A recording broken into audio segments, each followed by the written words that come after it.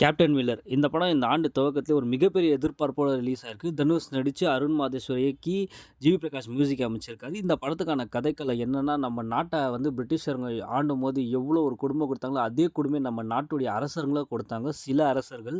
அதாவது பிரிட்டிஷர்ங்க எதிர்ல நம்ம தளவு தூக்காத அளவுக்கு நம்ம நாட்ல கொள்ளையடிச்சாங்க. ஆனா, நம்ம அரசர்கள் நம்ம நாட்டில் இருக்கிற கோயிலுங்களே நம்மள உள்ள விடாத மாரி நம்மள ரொம்ப கொடுமை குடுத்துருக்காங்க. அந்த கதை வந்து இதுலேருந்து தான் ஸ்டார்ட் ஆகுது. நம்ம நாட்ட வந்து பிரிட்டிஷர்ங்க நம்மள ஈக்குவலா வச்சிருந்தாலும், நம்மள ரொம்ப ஒரு அடிமைத்தனத்தா வச்சிருந்தாங்க. அதே தான் நம்ம நாட்டு அரசர்களும் பண்ணாங்க. இந்த படத்துக்கான கதைக்களம் நல்லாவே இருக்கு. ஒரு பேஸ்மெண்ட்டும் சூப்பராவே இருக்குன்னே சொல்லலாம். இந்த படம் முழுக்க முழுக்க தனுஷ் ஷோல்டர்லே தான் வந்து இந்த படம் கேரி ஆவுது. அதாவது முதல் பாதியும் சரி, 2ஆம் பாதியும் சரி. முதல் பாதியும் வந்து சில தடுமாற்றத்தோட கிரிப் ஆகுது இன்டர்வல்ல.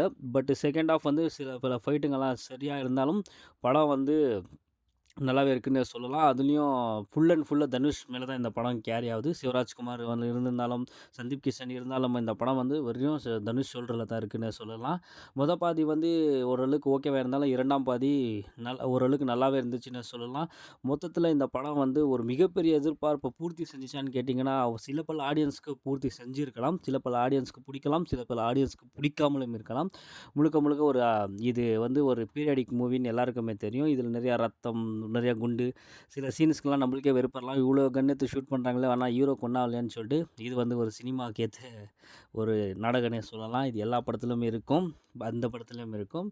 நீங்க ஒரு ஆக்ஷன் லவ்வரா இருந்தா இந்த படம் உங்களுக்கு பிடிக்கும். இல்ல நான் ஃபேமிலி என்டர்டெய்னரா இருந்தேன்னா, கண்டிப்பா இந்த படம் உங்களுக்கு பிடிக்காது. இது வந்து இந்த படத்தில இன்னொருத்தர நம்ம மிகப்பெரிய பாராட்டி ஆகணும். யாருன்னு கேட்டிங்கன்னா, ஜிவி பிரகாஷ் செம்மையாவே பிஜிஎம்மே போட்டிருக்காருன்னே சொல்லலாம். பயங்கரமா இருந்துச்சு பிஜிஎம் ஒன்னொன்னும். இந்த படத்த பத்தி இன்னும் நிறையா பேசலாம். அயலான் படத்த பார்த்துட்டு வந்து ரிவ்யூ போடும்போது, இந்த படத்துக்கான ரேட்டிங் 5க்கு 3 குடுக்கலாம்.